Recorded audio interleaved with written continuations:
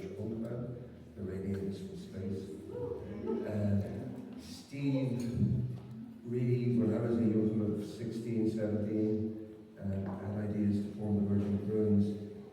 One of the first people, a friend of mine, Gavin, introduced me to was Steve Allen, who did nothing but support me in every way. And these were the word DIY was said a few times. And it really was the DIY era. You do it yourself. And there was tribes, punks, mods, hippies, sorry, boot boys. I always felt boot boys the worst because they didn't actually go at stance the way how pure the mods were in their style and the Teds. And even the hippies were a bit pure. The boot boys, they were the ones that eat your head up the most.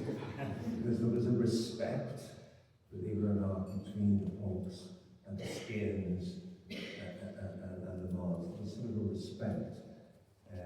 But we're in the National Museum with this small exhibition, which should be a very big one.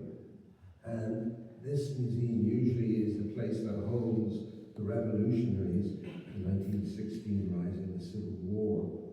And in a weird way, the period 1960 to 1990, it was the small revolution of young people who were downtrodden by the Catholic Church.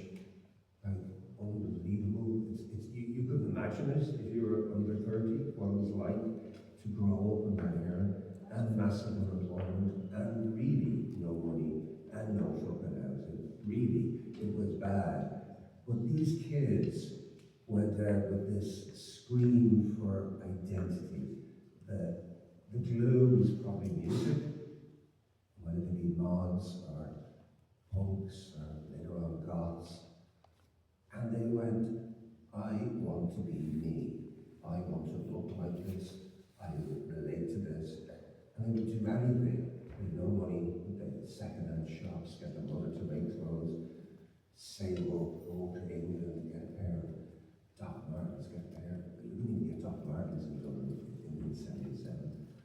But they were the revolutionaries, the ordinary kids that were extraordinary in their self-belief. And that's what this is all about.